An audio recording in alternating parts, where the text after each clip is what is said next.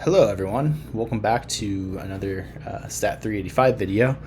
So in this video we are going to discuss subsetting, and in the previous video we introduced generic vectors and data frames, which is a particular type of generic vector, namely lists. Lists are generic vectors, data frame is a particular type of a list, and in videos past we've discussed atomic vectors. So here we're going to consider these objects again, and then we're going to discuss different subset operations to extract different elements, and with a focus on these three operations, where this one will be understood to be preserving, so to preserve some of the structure of the the object that it is applied to, and this one will like pull out the elements themselves. This will make more sense later, and then this is just a convenient operator for named objects, and where we have various subset types. Okay, so we're going to try to go in order of objects and then go in order of subset operators and then in types. So first, let's introduce an atomic vector of the following form: 10.1 to 1.1. Okay, so the idea here is that for demonstration purposes, it makes sense to not have a one-to-one alignment between the numbers and the placement of the elements. So we're going to go in reverse order from the integer part, and have double so that it's just different than integers, because we'll use integers when we do subsetting. So first and foremost, okay, so we have a double vector, and we can pull out particular elements of it. So like this pulls the second element, third element, so forth and so on. So also we could provide a integer vector to pull out. So this is going to give a subset of indices, and then it's going to pull out the elements from this atomic vector corresponding to these indices. So the first element, the fourth element, and the seventh element. And you can see what it pulls out here. Okay. Alternatively, oops, I didn't need to copy the whole thing. We could do all of the elements, or go in reverse order. Okay. So in each of the above, an atomic vector with the same type as x and the same length as the vector used to subset is returned, and the elements of the vector returned correspond to the elements of the original vector at the integers that were supplied. So we can use different vectors to pull out elements, or I guess this is technically a vector itself, or we can just pull out specific elements directly. Okay, likewise, we can do all but, say, the first element, or all but, say, the second element of this vector. And similarly, we could take 147, which we are combining together. In this case, remember, we're treating this as a collection of indexes for which we want the elements. So if we were to supply all negatives here, then we're pulling all but the first, fourth, and seventh, which can be more quickly written as minus and then this vector. Okay, so just to stay organized here, we have an atomic vector x, and then we have integers, which are its own atomic vector, but we're using them to subset. We're using them to come up with subsets of the elements of x. And so what we're doing with this is we're pulling out the first, fourth, and seventh elements using this single bracket notation, but noting that this subset operator preserves the atomic vector structure. Okay, similarly, and I'm going to borrow some code here, we can use a logical subset. So we can So what this is going to do is, wherever there's a true, that's going to correspond to, so there's a true in the first element of this logical vector, and that's going to correspond to pulling out the first element of the vector. So we have trues at 1, 3, 5, 7, 9. So it's pulling out the odd elements. Okay, so one thing that we've seen before in a previous lab, or very similar idea, is I could do, say I want all of the elements x that are greater than 7. So you can see it works, but you can see what it's doing is I have the vector of 10, I have the comparison, which is a vector of 1, and so I get this nice length coercion, but it's going to turn it into a logical vector, and then I subset those elements. And so this comes in handy if you want the largest element. I mean, in this case where it's 1.1 to 10.1 reversed, you sort of know where everything's at, but like you can imagine a case where you want something where you want like large elements, or maybe even large in magnitude elements, where this is some criteria for a large element, and you want to just display what those values are. So this is very, very nice, and something that you see often is this kind of subsetting with something that is a logical vector. But when you are working with logical vectors, you oftentimes want to supply something that is the length of the object that you're studying. So again, this via length coercion will be a logical vector of the same length as x. Now you can do stuff like true, false, and it's going to recycle. There's 10 elements in x, 2 in this thing, so it just kind of recycles, and we've seen stuff like this before.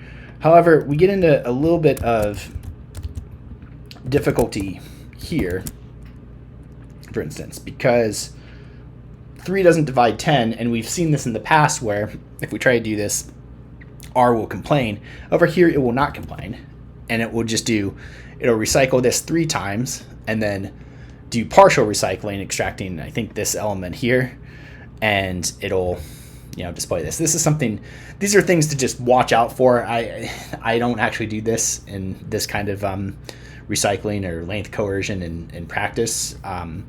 This is kind of specifying once you get to very long vectors, you're not really going to be supplying some sort of handwritten true false statement. The most common thing that you're going to see with logical vectors for subsetting is stuff of this type of form. Okay, great. All right, so if you were to, let's copy this down. If you were to add a not applicable value here, then it will just return an NA value in the subsetting. Okay, and if you do subsetting but don't supply anything, that returns the vector itself. And subsetting a 0 element will just create an empty vector. Okay, let me just make sure. I think that should be 0. It is. Okay, and type of double. Okay, so we started with a double vector. So x0 returns a empty double vector. Okay, so that could be good for initialization purposes or something like that, but something that doesn't really happen too often. But nonetheless, something to look out for, because if you have code, this also provides an empty vector. Sometimes you can have code where you delete elements out of a vector and could end up with something empty inside of a function that you're doing, something complicated. It's something that happens, so it's something to look out for. It's not just some trivial case. Okay, so if I want to use, going back, where am I at? Logical empty 0 character. Okay, so here, say I want this or this. Nothing's going to happen because I'm not working with a named vector. Just not an element, doesn't work. So I have my double vector here, no structure. So nothing happens. Now, alternatively, if I were to create an atomic named vector, all right, let's just display it, and I do, now I'm starting to get something. So notice here with the single bracket notation, the name is preserved. So this is preserving the output is preserving the type of the object that the subsetting operator is being applied to. So that isn't always going to be the case. You can also do let's see, and you can pull multiple elements. Okay, great. Okay, so now on to, what am I doing? Atomic vectors, double bracket notation. Okay, so we just did single brackets, now we'll consider double. Okay, so we have our handy vector x. Okay, so here I'm pulling the second element out, and it's just pulling the element directly and it's throwing away all the attributes. However, here it's not easy to see what the distinction is between these two. There's no difference in this case because I'm not working with a named vector, and so they're both pulling out some atomic vector of length 1, where in this case it's just a double. So it's doing the exact same thing. Now if I go back to our named vector, now suddenly these two things will be different. So this just pulls the element itself, and this preserves the structure of the object. Namely, it's a named vector, so it returns the name. Okay. All right, so slight differences there. Likewise, if I were to do this, it's going to pull out the element itself, where with a single vector, it keeps the structure intact. Okay, and then $signs you can't apply to vectors, unfortunately, or atomic vectors. So this doesn't do anything. You just get the message here. $sign operator is invalid for atomic vectors. Okay, so now on to lists, and I'm going to copy some code overwriting my named vector. You know what? Actually, let's do this because I might want to keep that around. Okay, so what's going to happen when I do this? I'm going to take the elements of y and assign them the new name x named. All right, you can see it in the global environment. And now I'm going to take this list of different elements of different types and different lengths, and I'm going to assign it the name y. Okay, so watch the global environment changed. Okay. Oh, wow. So it calls this list data. Interesting. Okay. Perhaps we saw that before and I just didn't pick it out. Anyways. And of course, if you can use the structure command or just view it itself to see what is actually in this list. Okay. So stuff we've seen before. All right. Anyways, moving on. Okay. So with the single brackets, what this is going to pull out, this is a vector of integers from 1 to 2, very trivial, 1 and 2, and it's going to pull out the first and second objects of this, objects of this list. And I can ramp that up, do 2 to 3, do C1, 4. Great. Okay, so yeah, remember in this list of different types, the last type, the fourth object here is itself a list. So we have named element D, and then named element D has named element A and named element B, which are different types themselves. Okay. All right. So I can also display everything except for the first object in the list, just like before. All right, and you'll notice that when we're using the single bracket notation again, that the structure is being preserved, right? Like we have the list structure appearing in the print output. Okay. Right, so I can do, don't do that. True, false, true, false. Okay, great. So pull out the first and third elements using logical. Again, this recycling thing can be annoying, so be careful. Okay, so don't actually do that. I'm gonna take it off the screen. Okay, great. First and third element.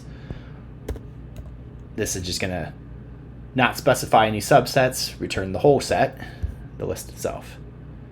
A, B, C, and D. Perfect. Okay. And Y0. So you can see here it returns a named list with no structure. So again, length 0, type of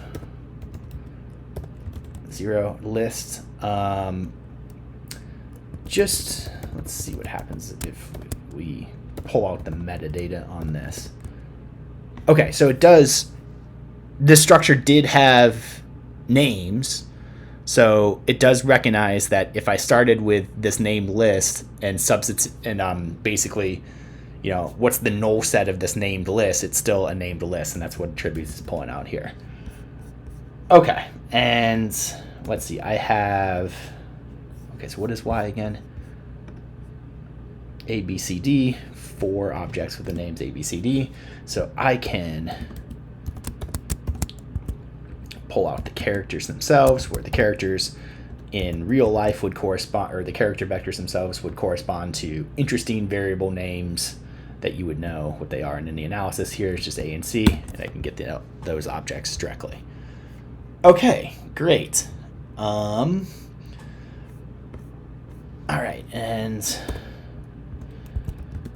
right, so then just going back, just a reminder, this will pull out the first object, preserving the list structure, and this pulls the object itself, not preserving the structure.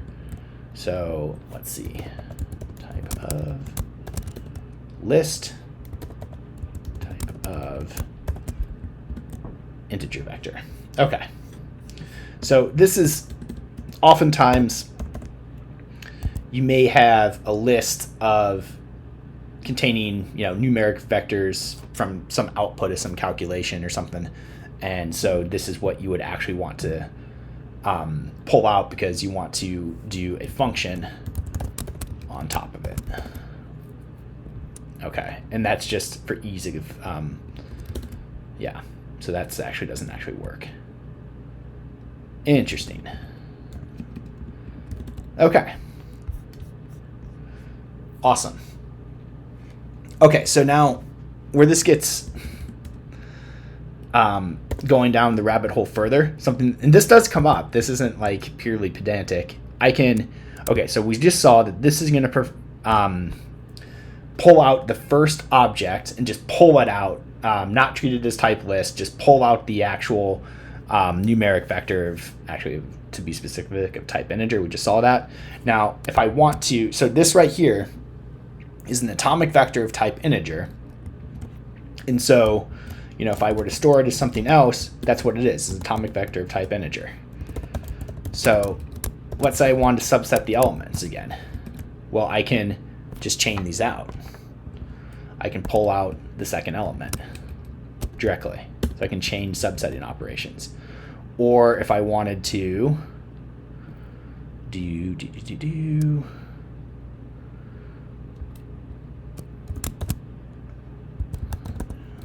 stuff like that.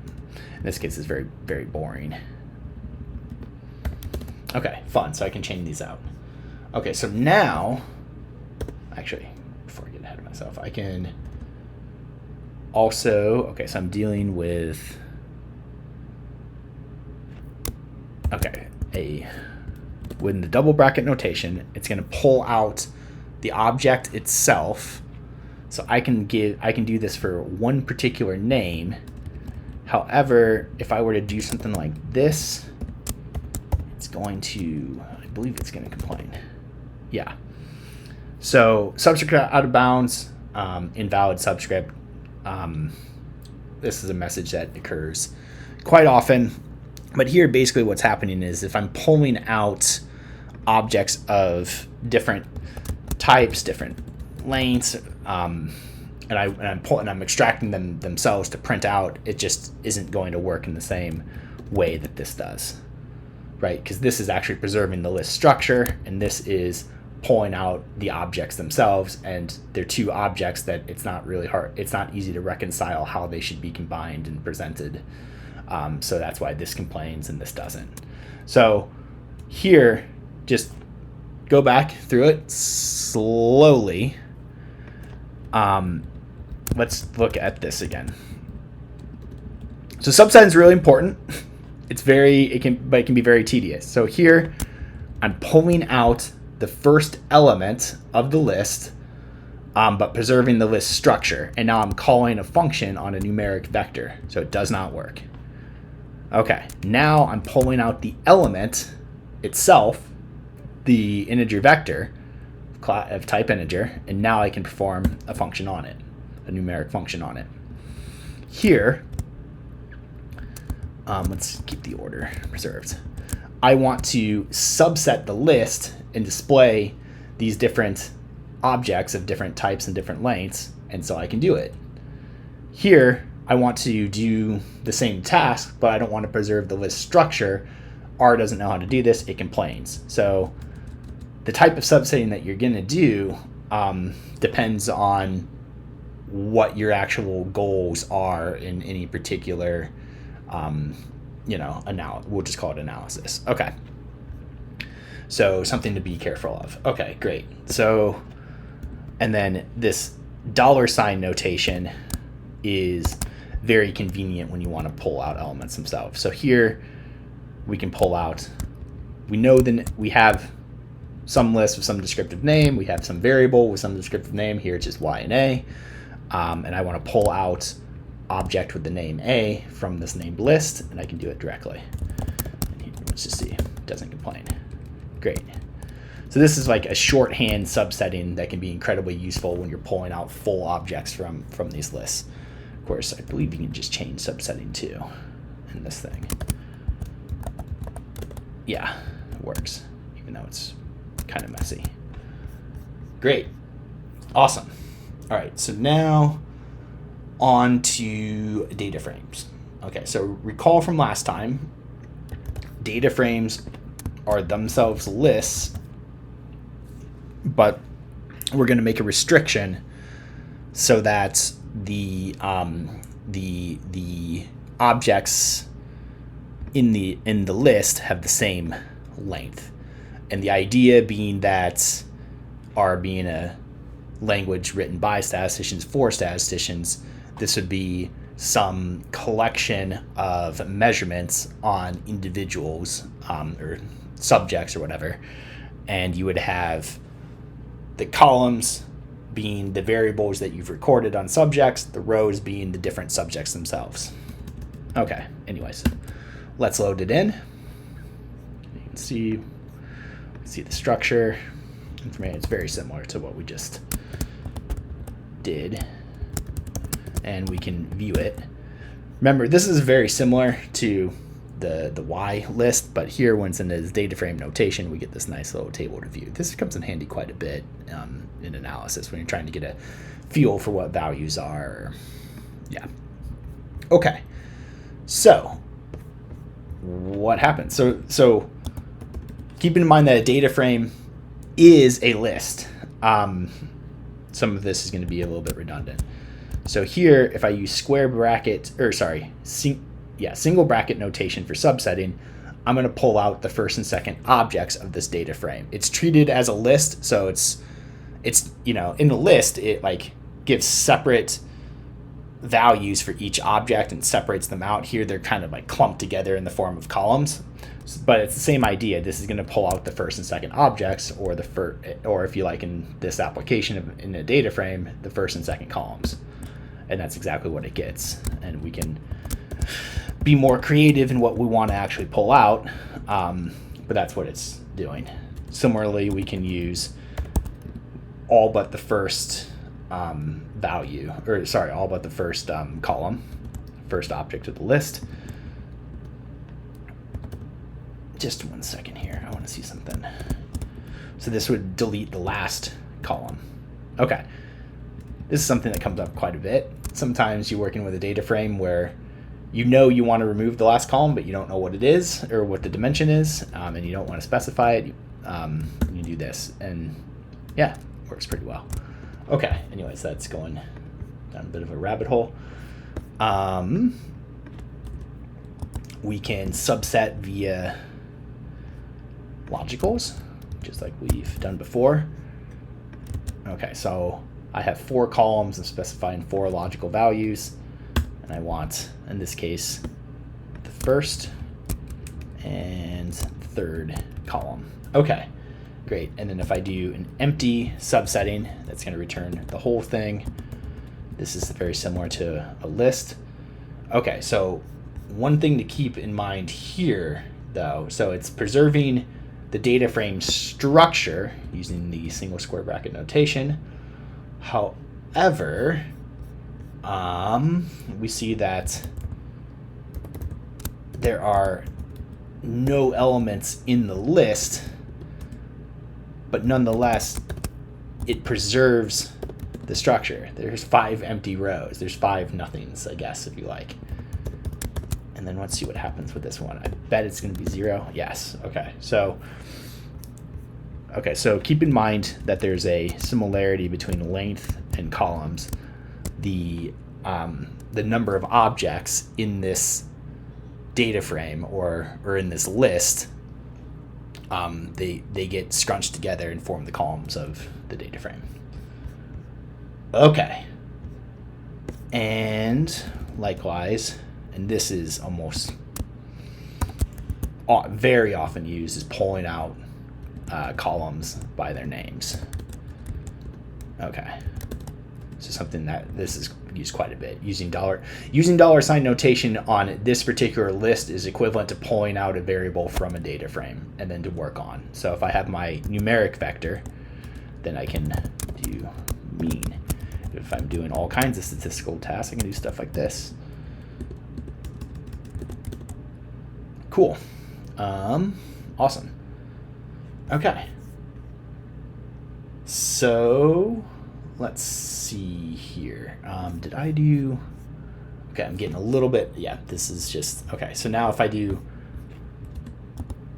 double brackets, it's basically the same as a list. I can call out the objects by their names, $ being the shorthand for that. So what's going to happen when I do this? It complains. Subscript out of bounds. Even though they're the same length, they're different types. It doesn't really know how to do that. If I go back to single brackets and do this, what happens? It just works. Okay, cool. Okay, awesome. All right. And another particular type. Okay, so now switching gears slightly, doing something slightly different. Now we are going to look at the sort of tabular structure of a data frame, treating this as, so again, data frame is a list.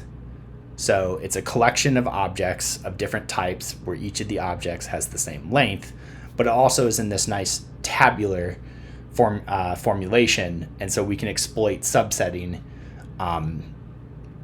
using that tabular structure. So here, I'm going to just comment this. Rows, comma, columns. Okay.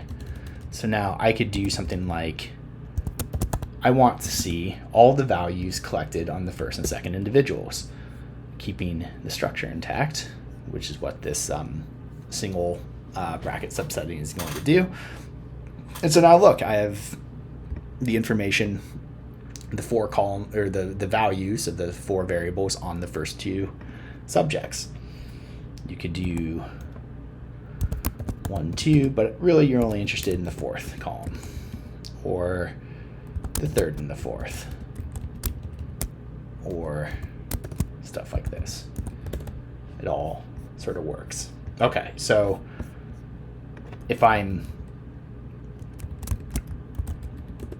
leaving the column blank, that's empty subsetting. It's going to return all of the columns, but here I'm subsetting the rows. Similarly, if I leave, I can pull the first 2 columns, do an empty subsetting on the rows, which is going to pull all of the rows. So this would be, I want all of the values recorded for the first 2 subjects, and this is, I want all of the values in the first 2 columns, or I want all of the, what's the way to say it?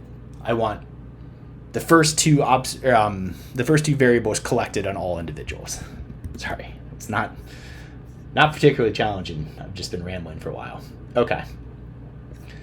So we can do stuff like, I want all of the information on all subjects except for the first one. Or similarly, I want all of the information on all subjects except for the first variable collected on subjects. Man, I cannot say that. But it's, yeah, everything except for the first column. And we can mix and match.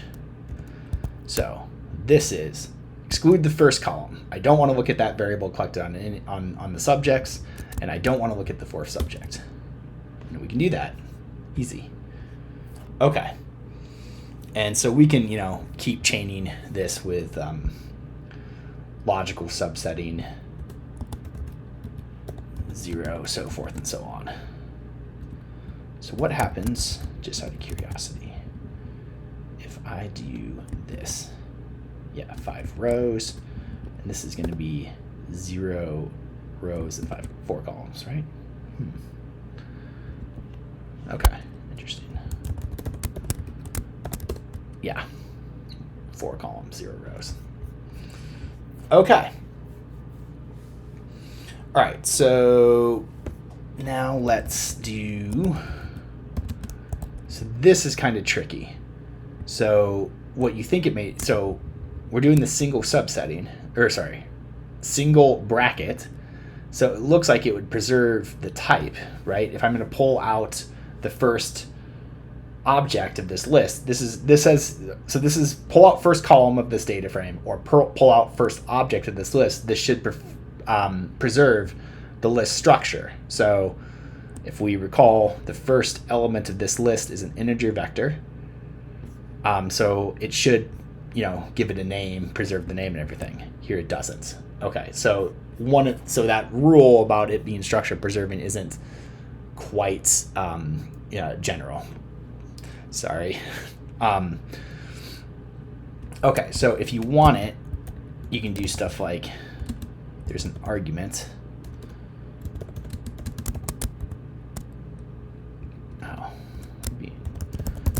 And now we can get the structure. Sometimes this is handy, sometimes it isn't. Okay. All right, so, and right, this should just pull out the first column, just like, okay, so structure preserving, not structure preserving. And when we're in this tabular viewing of subsetting, this doesn't preserve the structure either. So yeah, okay. So an interesting thing that okay, so we've done subsetting. Now replace. Okay, so let's bring back X. Okay, so now say I want to take the first, fourth, and seventh elements of X, right? We've done this before. I could, instead of displaying them, okay, so remember, this is going to, reference X, which exists in the global environment, and it's pulling out a part of X that we want to display or use for some particular purpose. I could, however, take X, subset the values, and reassign them to something else. So right now, X147 or the elements 147 are given here. I could give them some other values. Okay. And it changed, right? Yeah. X, the first element, is now 42. Of course, it's double. The fourth element is 0.0. And the seventh element is now 8. Okay. So this is subsetting and replacing.